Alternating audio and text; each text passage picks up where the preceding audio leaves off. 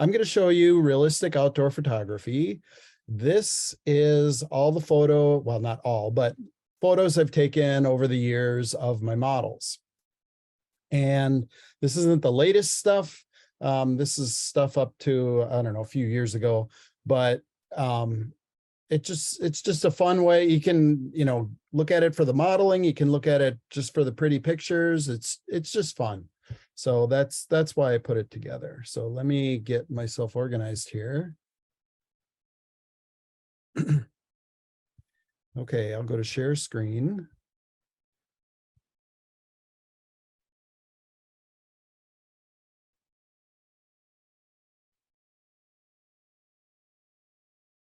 How's that look? Can you guys see that? Yeah, it looks great. Okay, I'll try and get it. So, whoops, I can't. Anybody know how to get rid of that sidebar on the side? Maybe like, nope, that's not it. That one. Well, you might have to live with it.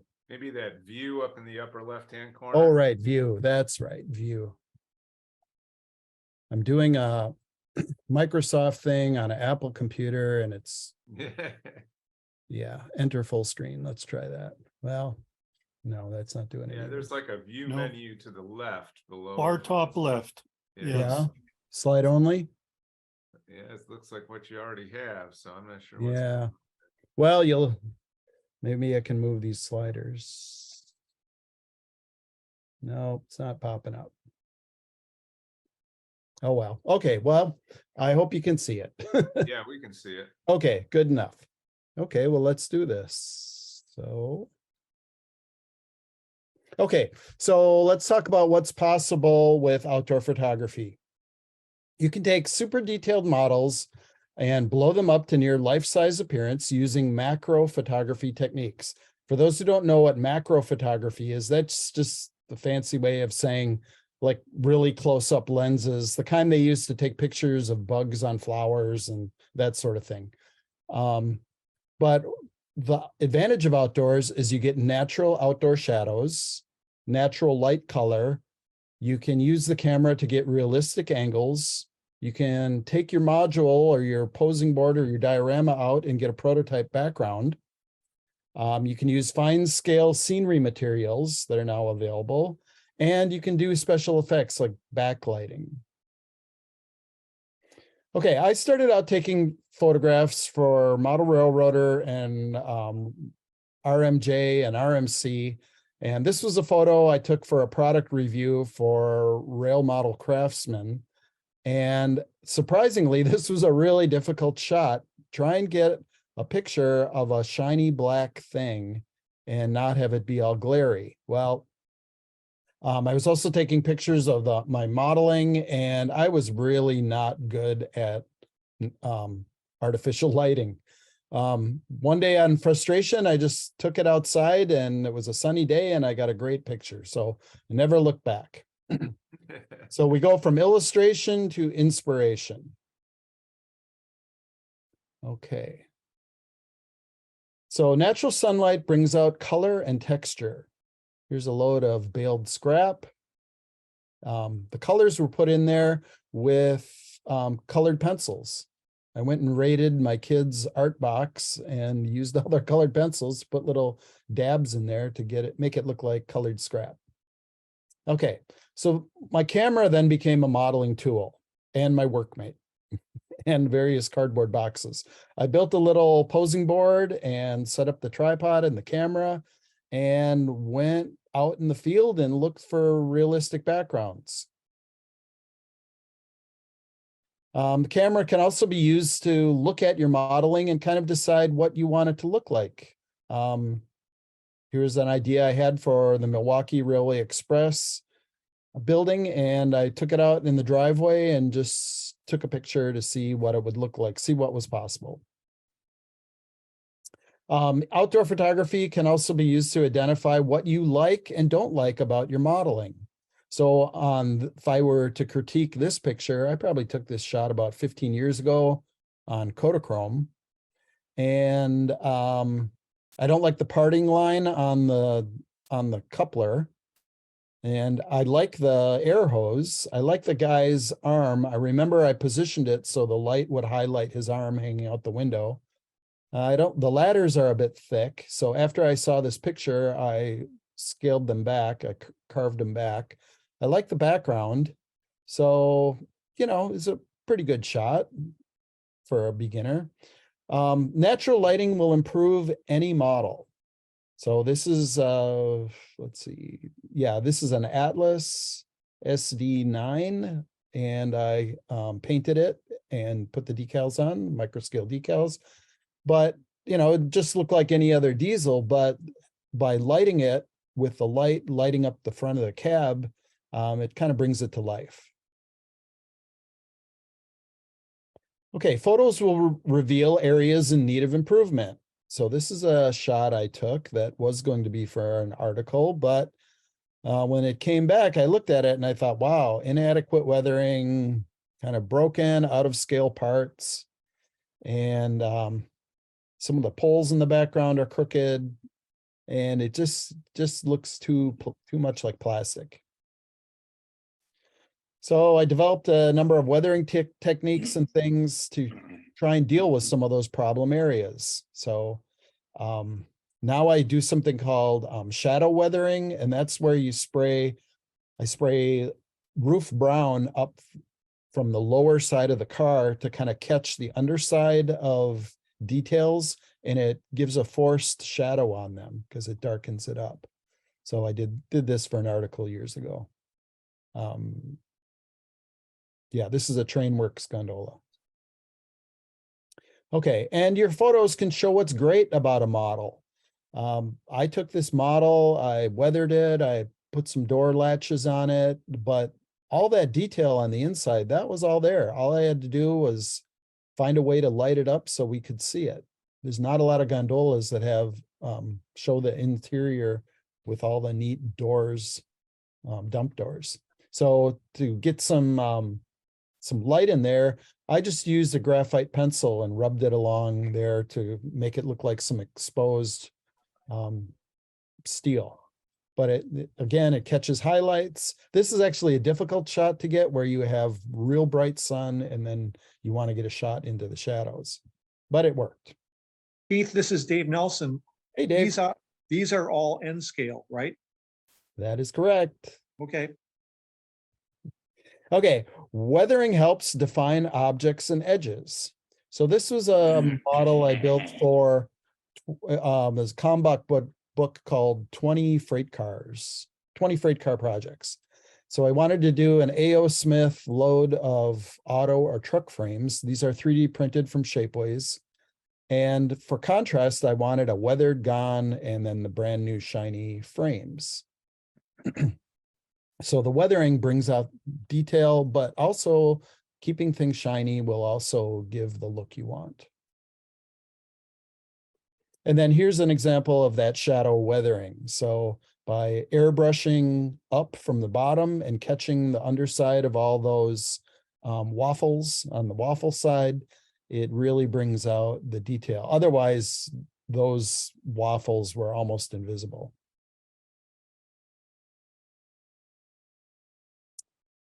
Figures, when they're in the picture, it adds a human scale. And when you get an angle down low enough, it feels like you're there, like you're looking up at your models, as if you were a rail fan. The person level camera angle enhances realism and can dramatically change the perspective. And then there's the keystone effect. The keystone effect is where, for example, say you were in Chicago and taking pictures of a skyscraper and you're down on the street and you're pointing your camera up, the base of your photo will be wide and then the very top of the building will just be a little point. That's called the keystone effect. And to achieve that with a model helps make the model look realistic. So this looks like just the rail fan picture somebody took out along a main line. But it's the keystone that kind of gives it away. So you do that naturally by getting that camera angle, or is that something you do It's later? the camera angle. Yep, Okay. it's a camera angle down low, kind of pointing up, kind of Mhm. like the way you would take a picture of a building. Right. Okay, a shoot at prototype locations. This shot was taken in the parking lot at Bucyrus Erie in South Milwaukee. So the way this went down was I had my models, I had my posing board, and I had everything set up, staged in the car, and I saw the sunlight was right. It was a Sunday evening. So I jumped in the car, drove up to South Milwaukee, and I pulled into the parking lot, the employee parking lot. The gate was open, and there were a couple vans parked there between me and the guard shack. So I whipped out my equipment, got my shots, got back in the car and left. So this is, but I wanted that distinctive Bucyrus in the background. Okay, the low angle will increase the size of any load or any model.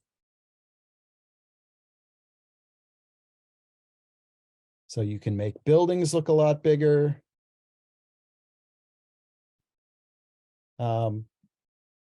The sun does lots of interesting things, especially kind of in that golden hour right at sunrise or sunset. I don't get up early enough to take sunrise pictures, but I do a lot of sunset pictures. So sometimes the camera will, and the lens will put real sun flares in the pictures. You can do it in Photoshop too, but it looks like a Photoshop sun flare. Really what I was trying for was a beam of sun to light up the second unit, light up the cab. And, but that flare came in and it looked nice. So then you can bring it all together in a detailed diorama. So you've got the human scale, you've got the low angle, you've got the models, the way you want them to look. Although I don't like that car in the front anymore. I've got better ones than that, but that was taken maybe 15 years ago.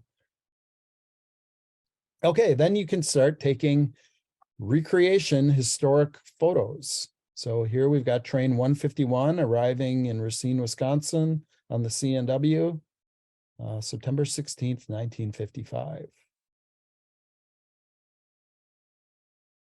So you can rail fan around your modules or your dioramas.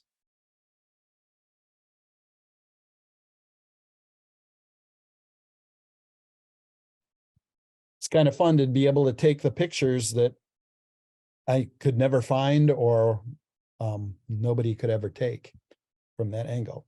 So here's what the setup looks like.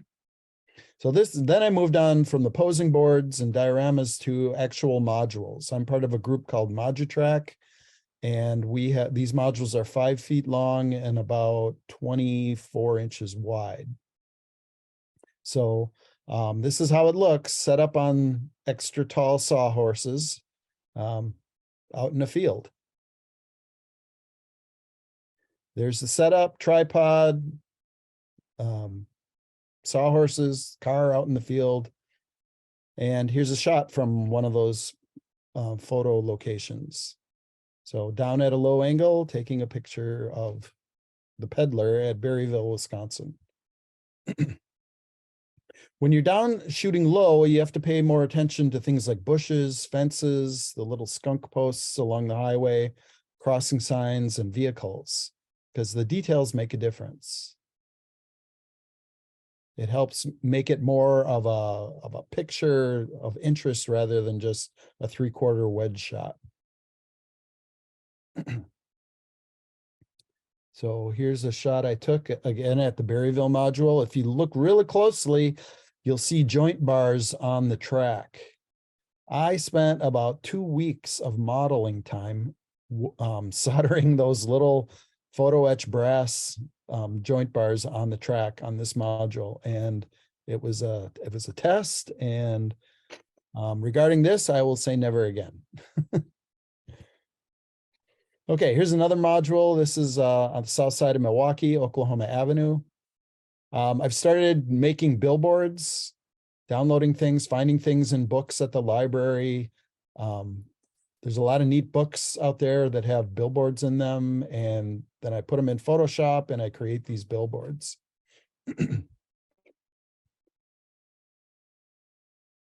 I like to make fun of the cigarette ads all the time that we used to have. This is Highway 20 in Racine County, just north of Sturtevant. Okay, then we moved into I started super trees. And so this is an actual location in Berryville. It's actually where my uncles used to live when he was in high school, when he was a kid. And there was a huge cottonwood out front. So I built a model of it.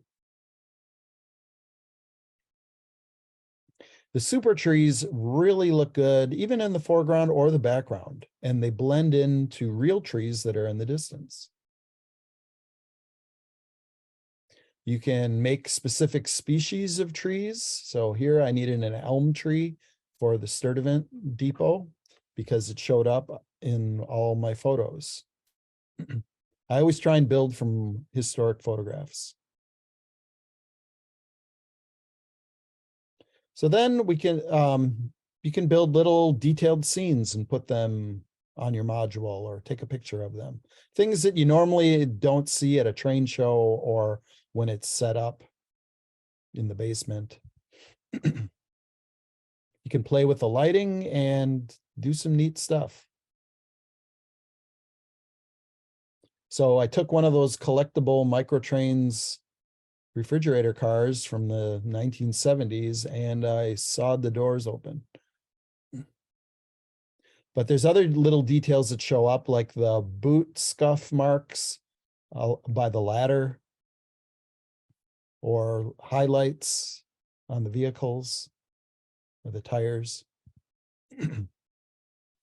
And then it's also fun, depending on what you've built, you can work on weathering or just do some neat, fun shots, some kind of artistic shots.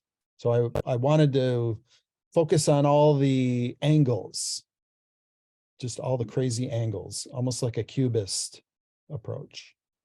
Are you using your aperture to control depth of field? Yeah, I set it on these cameras, on these photos, I would always set my depth of field at f32. Oh, okay. And then it was on a tripod, and you know, if it was a half second or 1 second, it didn't matter. Sure, right. Yeah, good question. Okay, then then static grass came out. So I started adding static grass. So this is the first static grass tufts. There's 2 of them there in the lower left corner. The funny story behind these is I was at Train Fest packing up many years ago, and I looked down and 2 little grass tufts fell off somebody else's module from some other layout. And I picked them up and I threw them in the box. I'm like, oh, I'm going to look at those later. Well, that was November, but then it was about July. I was out taking pictures and I opened up the box and there were the 2 tufts. So I just stuck them in the scene and I took the picture and I was hooked. So this is what I had: ground foam scenery. That was the base. That's how I was doing everything. Just woodland scenics. And then this is woodland scenics after static grass was added. Static grass is great for backlighting because it catches all the highlights.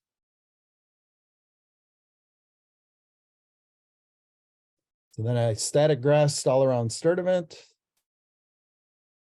By the way, that model is a GC laser kit that I modified. But you can buy that in HO and N scale. Oh, this is the other reason I took this picture. That's a Fox Valley Models Hiawatha. And when 261 came to Sturtevant, about 15 years ago, it was kind of this, it was later in the afternoon, almost near the golden hour, and the sun was just beaming off those reflective orange cars, and it lit up all the windows in the Sturtevant depot. And I thought, that is something I have never seen before. So that's what I wanted to replicate with this picture, was the way the depot would look when the Hiawatha went by.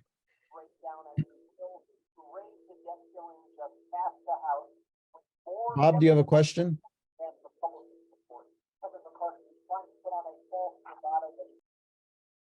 Oh, okay.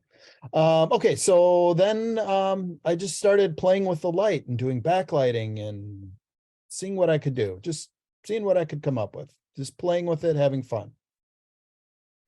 And I started modeling for the photos. So I would strategically place tufts of grass.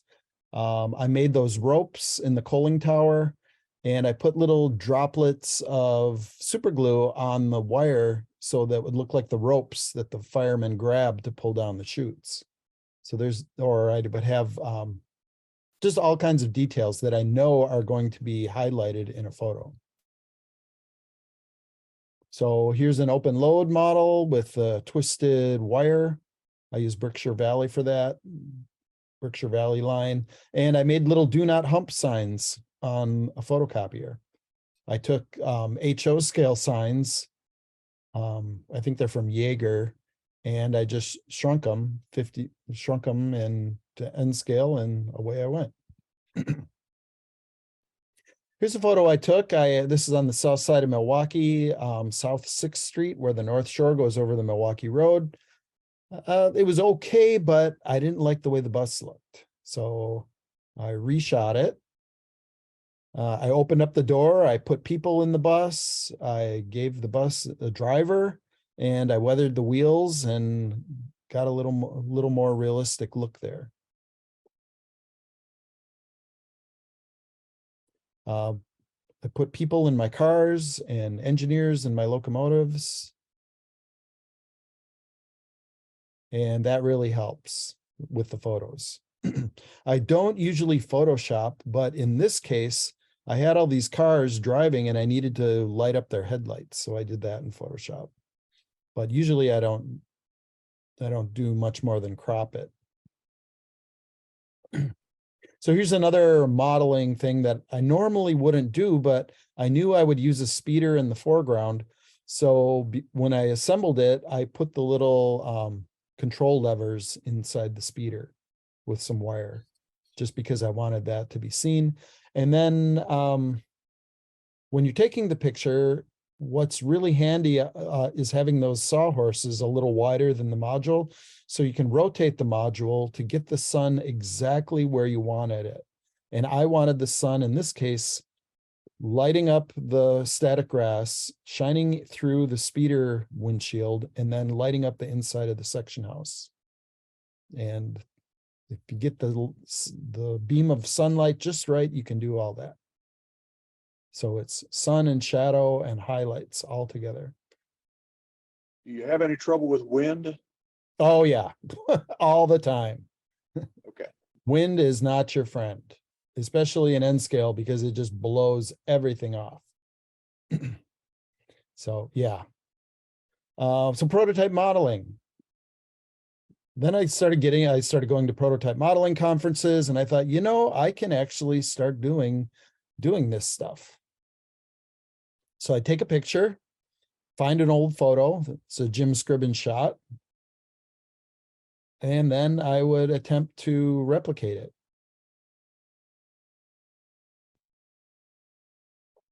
Or find a neat shot that at the museum or in archives. I search everywhere for old historic photos. And there's my version. By the way, that coaling tower was there until about 1958 in Sturtevant, and half of the foundation is still there. So I went back there one day, and from measuring it, I was able to scratch build it. I was able to find a couple pictures. I think I found 3 photos of it. And having that one baseline measurement, I could then go ahead and use styrene to build the whole thing. So that's the photo I had, and there's my model. And speaking of wind, this thing got blown off the module last summer, and I still haven't glued it back together. So yeah, it can be frustrating. Here's a shot an old friend took of coaling at Sturtevant, and I used that to do some of my own pictures of coaling around the coal tower. Here's a Russ Porter shot. And there's my shot.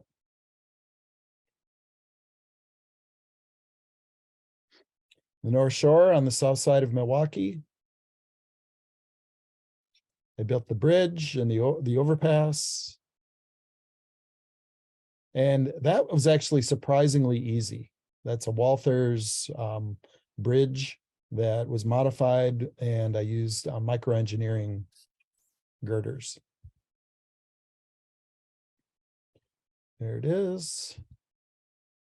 And there's my shot. Those wigwags are scratch built from styrene, but they're not very robust. I don't think I have any left. I think they all snapped off. You kind of, in N scale, sometimes you kind of reach the limits of what's physically possible. Okay, here's a shot I found at the Milwaukee Public Library.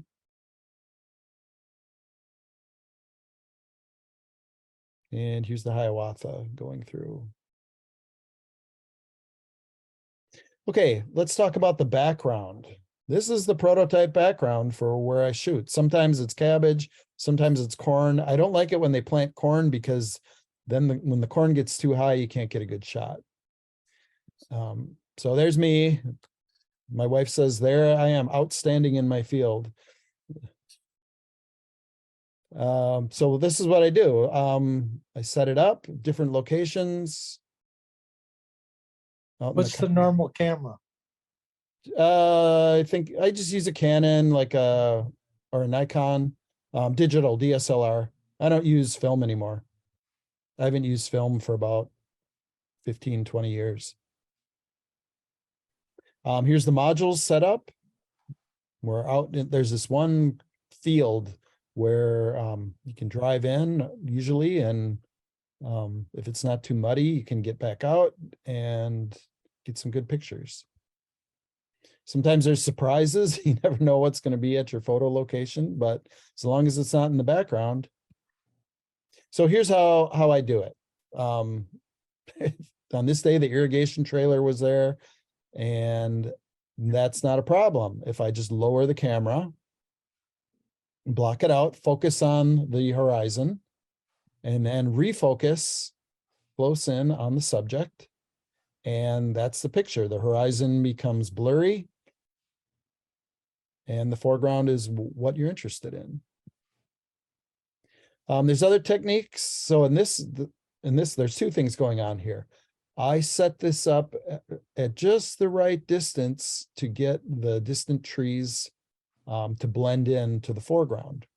And then I was practicing moving the Hiawatha while I took the picture. So maybe on a 1/30th of a second exposure, I was practicing to get the right blur. Other things you can do include, when I was setting up this shot, there was a really interesting cloud in the sky, and I thought, oh, that's perfect. I'm going to use that. And I lined it up with a smokestack and used that as a background for smoke coming out of the stack. Here's another day with an interesting cloud. And then I photoshopped a little steam coming out of the cylinders there. As the sun is setting, you can get some really neat pictures.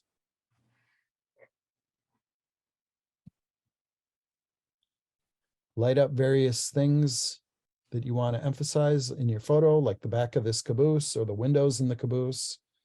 Lighting up windows always helps, just like in the basement on a model railroad, illuminating a building. If you do it outdoors, it looks good too. With the camera, you can take pictures that rail fans never would have been able to do, except now for drone photography. You can get in close and get up high or look down, whatever you want to do. So you can get the feel like you're right in there. Here's one, it was a full moon, and I thought, oh, I'll see what kind of special effect that will get. I think it would look better if I Photoshop the moon in actually than the actual. And I take different shots, different, different angles, just keep playing with it. Each time I go out, the sunlight is different. So it comes out with different effects. Here's one where I wanted to, my purpose here was I wanted to take a picture of and make it look like what somebody would get like back in 1938 if they went out with their Brownie camera and they stood there waiting for the Hiawatha and it came through at 90 miles per hour and they just got a big blur in black and white. So I took the picture in color, but I flipped it into black and white and I blurred it by moving the camera slightly, or by moving the, actually moving the train slightly. It's a detail shot to look at some classic metal models, trucks, and a kit bashed Walther's factory. Just try different things, see what I can come up with. Sometimes it works, sometimes it doesn't.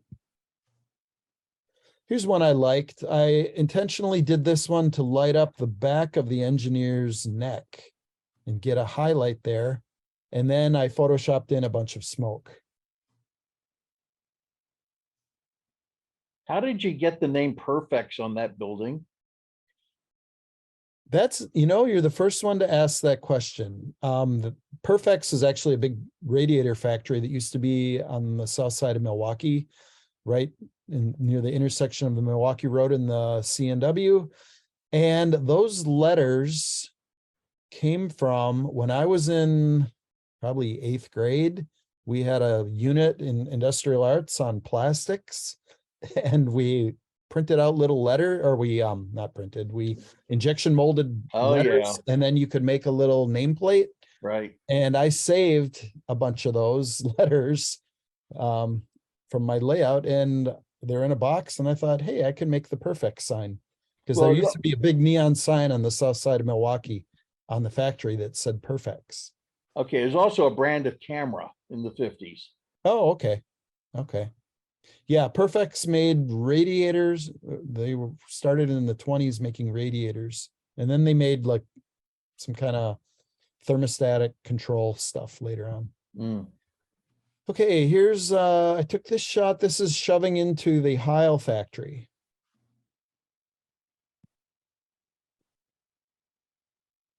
And again, I built, this is an interpretation of the Heil factory.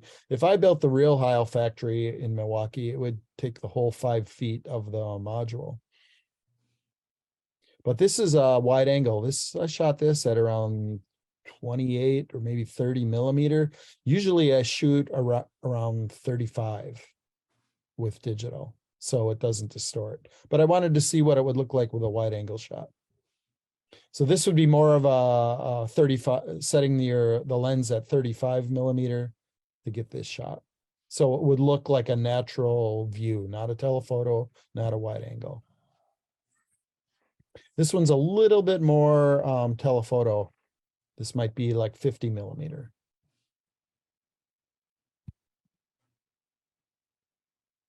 And then this one was actually a telephoto, kind of a close-up. I wanted it to emphasize the silhouettes of the figures riding in the RDC and to show off those window shades that I put in. And this is, again, just a shot that I thought, that looks like something. Every once in a while, when I kind of like rail fan the module and move things around and I set it up to, and I'll see something and I'll say, that's it. That's the shot. So I'm always trying different combinations of vehicles and trains and different lighting, see what comes up. Okay. This is not a controlled experiment, taking model trains out into a field somewhere and trying to take pictures. This happened after the wind blew away a cut of cars. Well, one day I was out there and the irrigation system kicked in. So I had to pack it up really fast and I got a car wash on the way out. Or you get everything set up, the picture, everything just the way you want it. And then you take the picture and then you look at it later and you forgot to focus. Or you forgot to look at your background. Or a little bit too much depth of field. I forgot what, oh, that is a field of dill. That's right. The foreman told me that's a field, that whole field was dill. And that's why it looked that way. Or there's the old 050 that gets in the picture sometimes. This was one where I was sliding along the Hiawatha along to get a blurred view. And my hand got in the picture. Or every once in a while, I bump the whole module and the whole thing just goes crazy. Everything goes flying. So I thought, oh, that's a pretty realistic derailment. Look. Or, you know, again, depth of field, focus. I got the people in the car. I got everything set up the way I wanted it and messed up the focus. Here I got the focus right, but then somehow the crossing signal moved a little bit and it was crooked.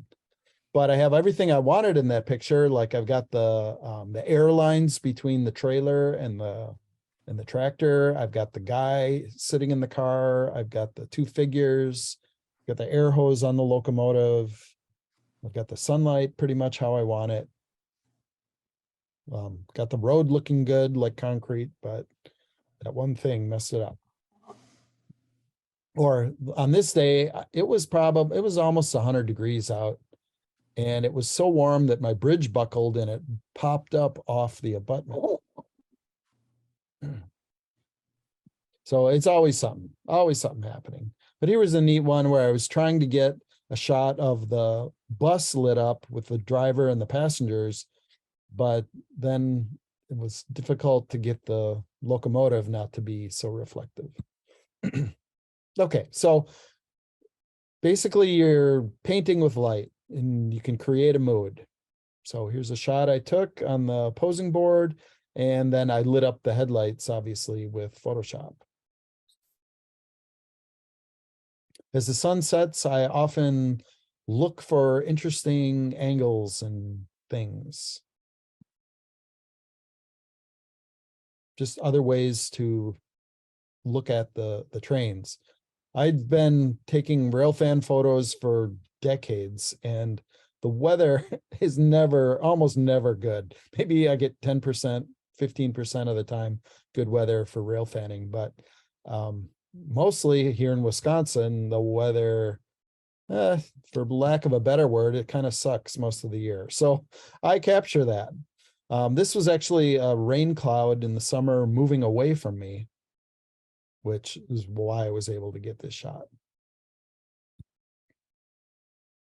Okay, my friend is a retired art professor, historian, and I showed him my photos and he said, you know what you need to do? You need to move from illustration to allegory.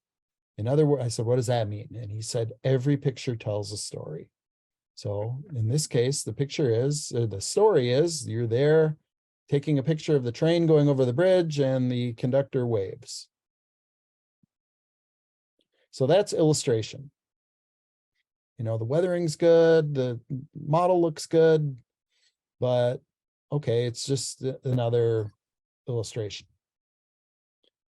But with details and figures and figuring out what the scale is, you can tell a story. So the farmer stops at the rural crossing while the freight train goes by. Or here, the house is under construction and the foreman is checking in on the guys. Or this one's got a little bit too much speed blur, but the section crew does a roll by wave. Or this is one where I actually put a thought into it. This is like, say 1952, the new F7 ABA sets have replaced the class H1 and class JA and JS locomotives on the new line in between Proviso and Butler.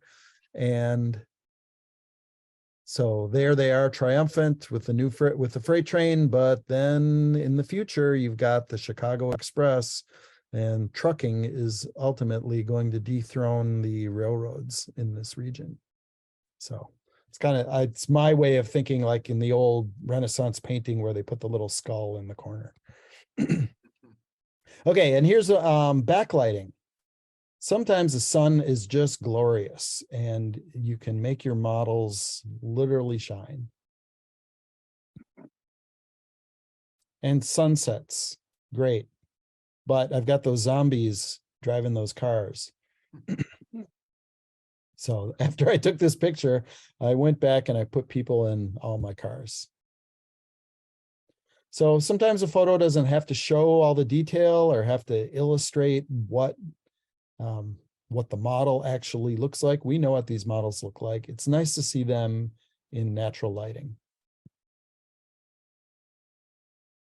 And it's just fun to see what's possible. I remember as a kid, I had my Tycho layout set up and I would put my eye down at eye level and watch my Santa Fe F7 go by, and I thought it looked so cool. So I guess I'm still doing that. Here's a Fox Valley Models Hiawatha going by the coal tower. Story here, it's not stopping today, it's oil fired. That friendly conductor again at the crossing. Here's a shot at the south end of the Racine Depot. I was going for a look like one of the early morning commuter 400s between Chicago and Milwaukee, making a quick stop and then off again to Chicago. Nope, wrong button. Here's another one I took specifically. I knew that water tower for the Massey Ferguson plant was going to be demolished.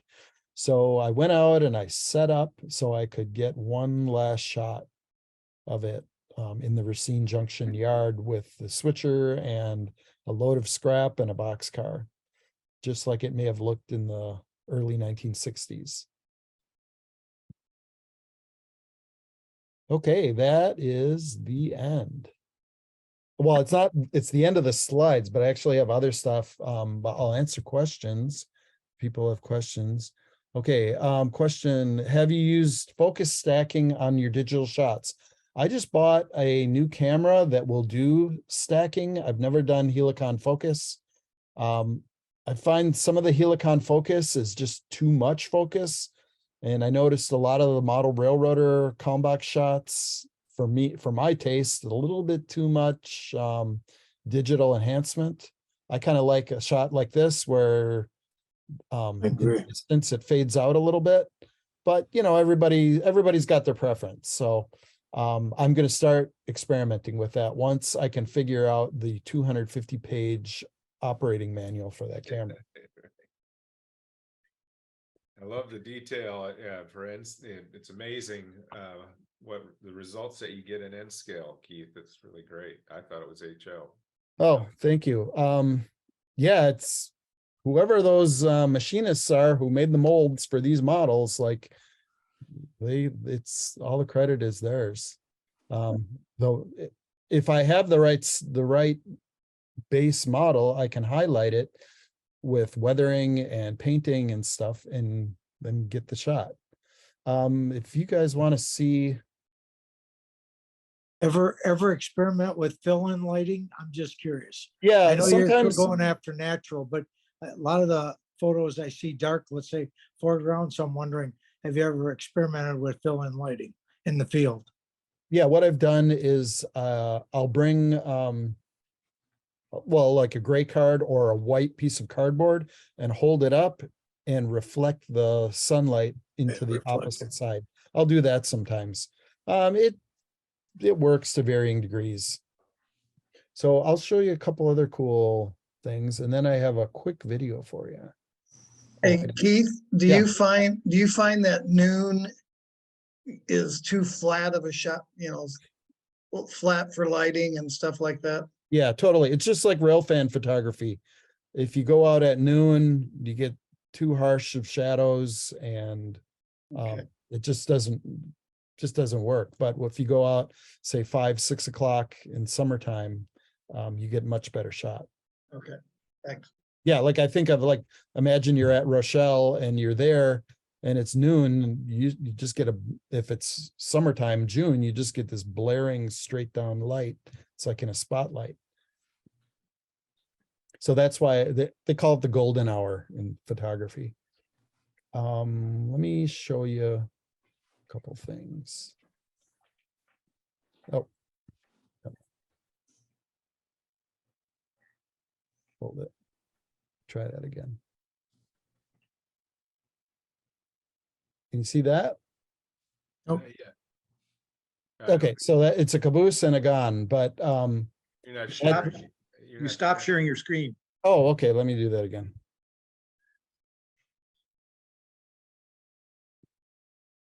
Can you see that? Yeah. Oh, okay. So this is a recent shot. So this was last summer. So it's got all my tricks in it. Okay, like the static grass. It's got the conductor peeking out the window. Cars are weathered. I've got the right angle for the background for the trees. So that was a recent one, and that's a Kit Bash caboose and Kit Bash gone. Let me show you something else. Oh.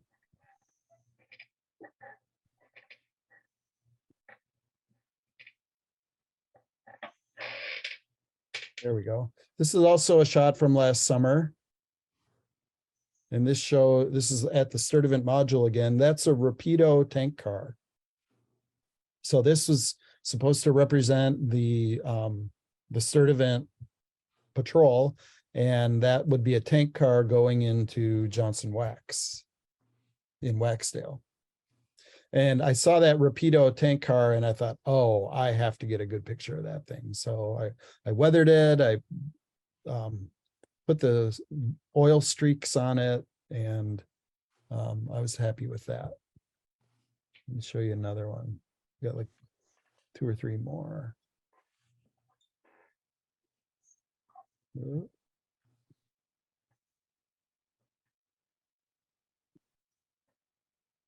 So this is the backside of the Milwaukee Depot. I didn't want full focus, although this would be a good one for Helicon focus because it's there's a lot of depth in this shot. But really what I just wanted the sun to light up the inside of the depot in the distance and then get a shot of that truck sitting at the express stock. So, okay, show you that. And then I'll show you the front of the building.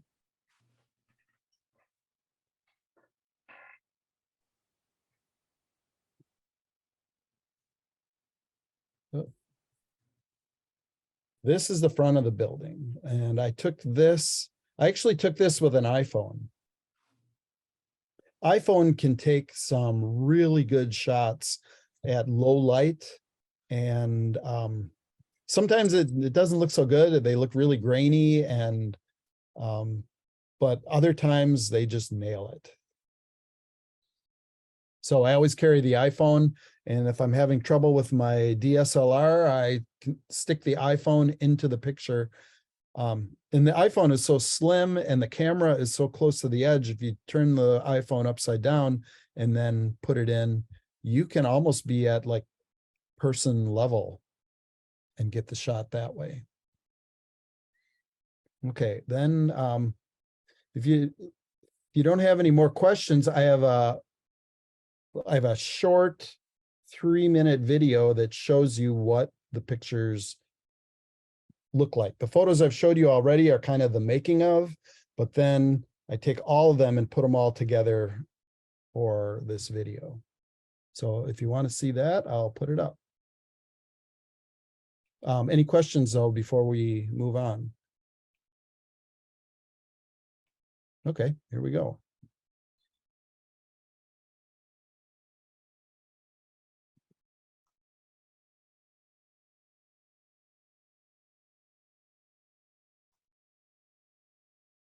Okay, so when I take my pictures, I'm kind of like, out there in the field by myself for a couple hours, and I try and imagine like what it's gonna feel like to be there, what it would be like to be back in those days taking the pictures, and just imagining how it is. So I found these are the kind of the final shots, photoshopped, cropped, selected for whatever I wanted on them, and then I put them to some music. So here we go. It's 3.5 or almost 4 minutes.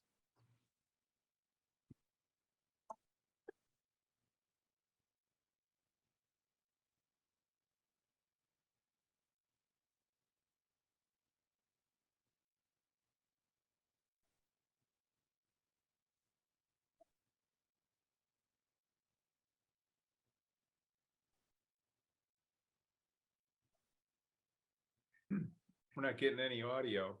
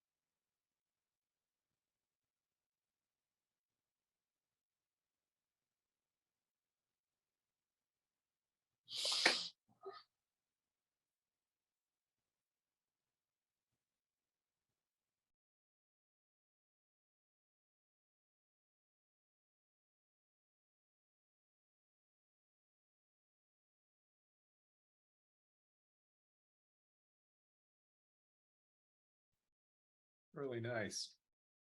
Okay, there's my show for you. Yeah, we didn't get the music, but Oh, you gotta be kidding me. no, I heard it a couple of times come over your mic, but I think when Oh, well, you I don't got know the- what happened. You want me to gotta- replay it?